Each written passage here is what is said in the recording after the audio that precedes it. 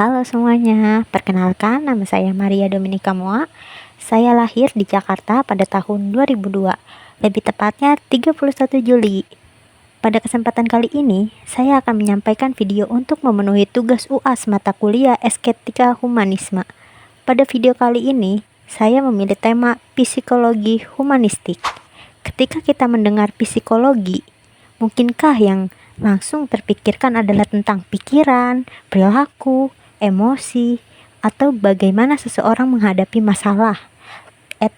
Tetapi psikologi humanistik memiliki sudut pandang yang menarik. Psikologi humanistik melihat manusia bukan hanya sebagai kumpulan perilaku atau masalah yang diperbaiki. Manusia dipandang sebagai pribadi yang memiliki potensi, kebebasan, kebutuhan, nilai, pengalaman, dan kemampuan untuk berkembang. Karena itu, pada video kali ini saya akan membahas bagaimana psikologi humanistik dapat membantu kita memahami diri sendiri dan orang lain. Saya juga akan menghubungkan dengan kehidupan sehari-hari dan nilai-nilai kemanusiaan yang berada pada bagian penting dalam mata kuliah kali ini. Jadi pertama, apa itu psikologi humanistik? Akan bahas apa itu psikologi humanistik. Psikologi humanistik merupakan salah satu pendekatan dalam psikologi yang berkembang pada sekitar pertengahan abad ke-20. Pendekatan ini muncul sebagai salah satu alternatif terhadap pendekatan psikologi yang pada saat itu banyak menentukan perilaku yang dapat diamati maupun konflik atau dorongan di bawah sadar. Tokoh yang sering dikaitkan dengan psikologi humanistik adalah Abraham Maslow dan Carl Rogers. Jadi, kita akan lihat cuplikan sedikit tentang kedua tokoh tersebut.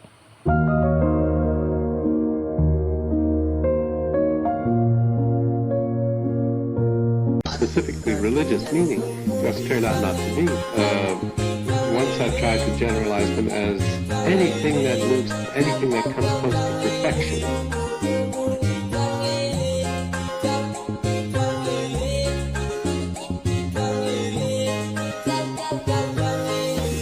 Psikologi humanistik menekankan bahwa manusia mempunyai kemampuan untuk berkembang dan memiliki dorongan untuk mencapai kehidupan yang lebih bermakna. Dengan kata lain, manusia tidak hanya ingin bertahan hidup, manusia juga ingin merasa diterima, manusia ingin dicintai, manusia ingin dihargai, manusia ingin memiliki tujuan, dan manusia ingin mengembangkan dirinya menjadi pribadi yang lebih baik. Menurut saya, pandangan ini sangat relevan dengan kehidupan kita sekarang. Kenapa?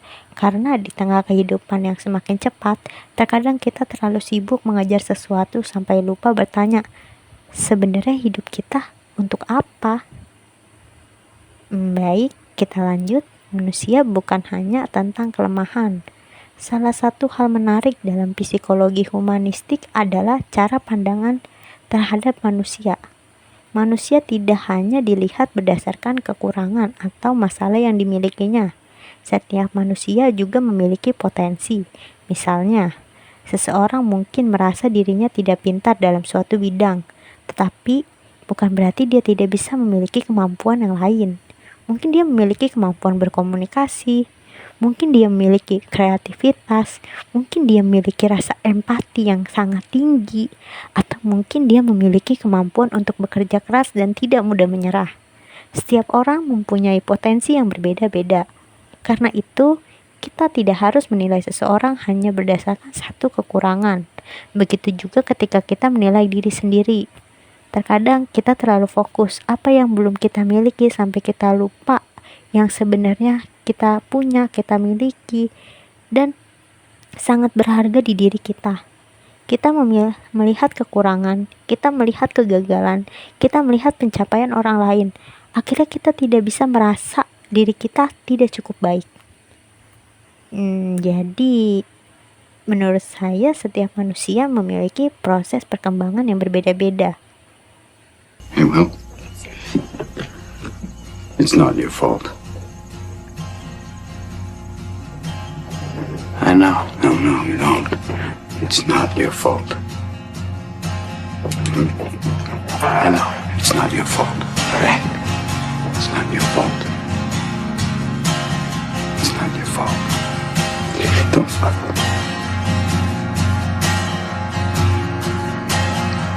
It's not your fault.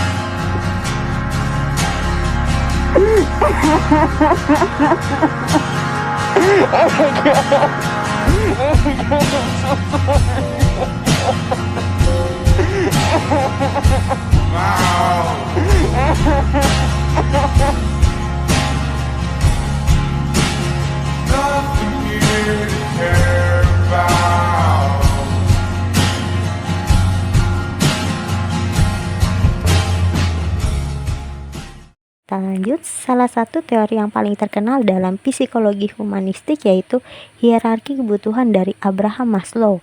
Maslow menjelaskan kebutuhan manusia terbagi dalam beberapa tingkatan. Tingkatan pertama yaitu kebutuhan fisiologis, seperti makanan, minuman, tidur, serta kebutuhan dasar tubuh lainnya. Tingkatan kedua adalah kebutuhan akan rasa aman. Manusia membutuhkan keamanan secara fisik maupun fisiologis, seperti merasa aman di dalam lingkungan tempat tinggal, pekerjaan, maupun hubungan sosial. Tingkatan ketiga adalah kebutuhan akan cinta dan rasa memiliki. Manusia membutuhkan hubungan dengan orang lain. Kita membutuhkan keluarga, teman, pasangan, dan lingkungan sosial. Kita ingin dicintai dan merasa menjadi bagian dari sesuatu cinta tersebut. Tingkatan berikutnya adalah kebutuhan penghargaan atau esteem. Manusia ingin merasa dihargai. Kita sebagai manusia ingin merasakan bahwa kita memiliki nilai, kita ingin dipercaya, kita ingin memiliki rasa percaya diri. Selanjutnya yaitu kebutuhan penghargaan. Manusia ingin merasa dihargai. Kita ingin merasa bahwa usaha kita memiliki nilai. Kita ingin dipercaya, kita ingin memiliki rasa percaya diri. Jadi manusia tidak hanya ingin hidup, manusia juga ingin berkembang. Abraham Maslow. Tokoh penting lainnya dalam psikologi humanistik adalah Carl Rogers. Salah satu konsep penting dari Rogers adalah tentang penerimaan diri dan hubungan yang membantu seseorang berkembang.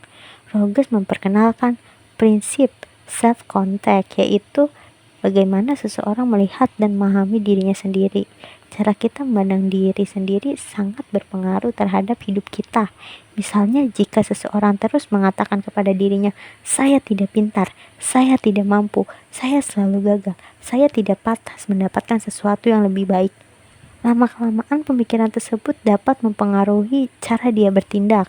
Sebaliknya, jika seseorang mampu melihat dirinya secara realistis dan menghargai dirinya, dia dapat memiliki ruang yang lebih besar untuk berkembang. Namun, menerima diri bukan berarti menganggap semua kekurangan kita tidak perlu diperbaiki. Menerima diri berarti mengakui kondisi kita secara jujur, kemudian berusaha berkembang. Psikologi humanistik juga mengajarkan pentingnya menjadi pribadi yang autentik. Menjadi diri sendiri bukan berarti melakukan apapun yang kita inginkan tanpa memikirkan orang lain. Menjadi diri sendiri berarti kita mampu mengenali diri, kebutuhan, perasaan, dan tujuan kita dengan jujur.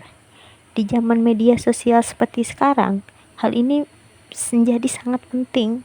Kita selain melihat orang lain menunjukkan kehidupan yang terlihat sempurna, sukses, kaya, memiliki pekerjaan impian, ada yang bepergian, yang memiliki hubungan terlihat bahagia, kemudian kita mulai membandingkan diri kita dengan mereka.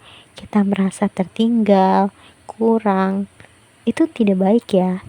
Jadi, sosial media itu bukan sebagai tolak ukur dalam kita melihat.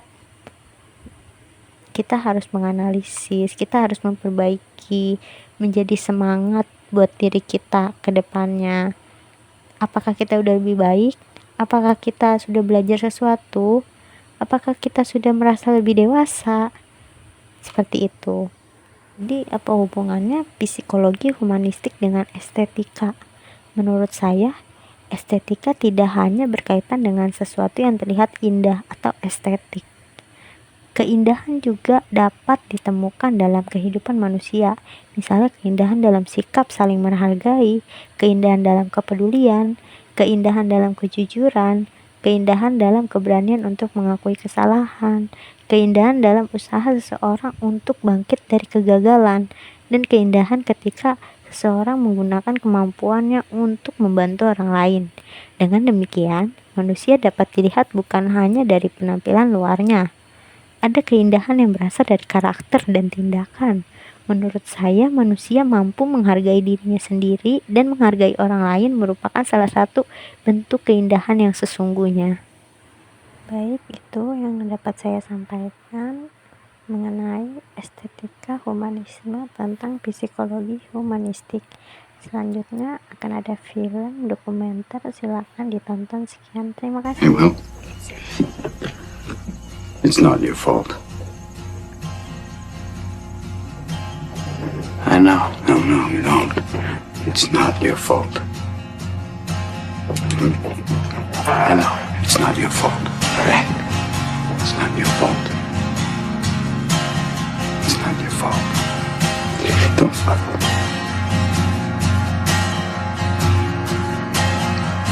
It's not your fault.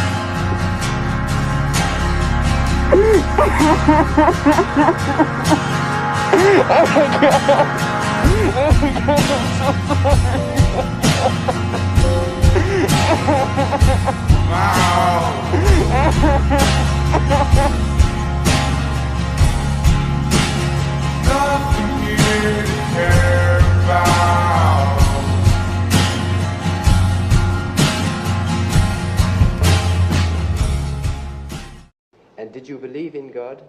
Oh, yes. Do you now believe in God? Now? Difficult to answer. I know. I don't need to believe. I know. Specifically religious meaning just turned out not to be.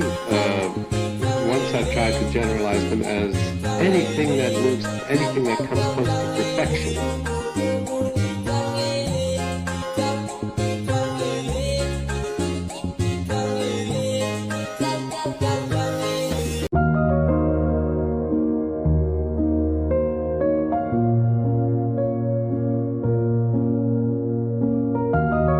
Ilmu sosial membuktikan bahwa manusia tidak selalu jahat sejak lahir. Namun lingkungan kompetitif dapat membentuk perilaku agresif. Ketika sumber daya terbatas, manusia cenderung memprioritaskan kepentingannya sendiri. Fenomena ini disebut survival competition. Dalam tekanan sosial tinggi, moral seringkali dikalahkan oleh naluri mempertahankan posisi.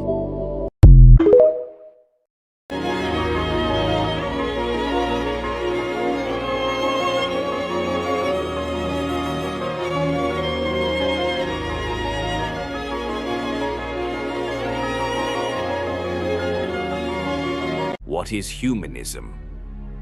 Humanism is a philosophy that places human reason, dignity, and potential at the center of life.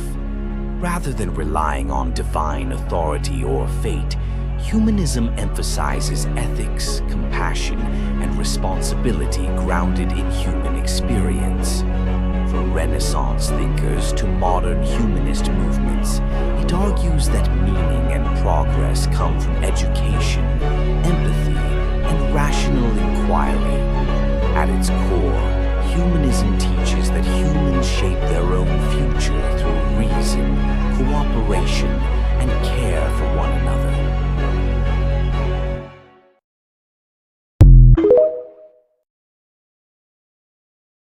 What is humanism? Humanism is a philosophy that places human reason, dignity, and potential at the center of life. Rather than relying on divine authority or fate, humanism emphasizes ethics, compassion, and responsibility grounded in human experience. From Renaissance thinkers to modern humanist movements, it argues that meaning and progress come from education, empathy, and rational inquiry. At its core, humanism teaches that humans shape their own future through reason, cooperation, and care for one another.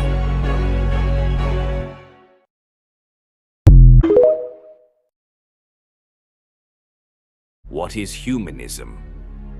Humanism is a philosophy that places human reason, dignity,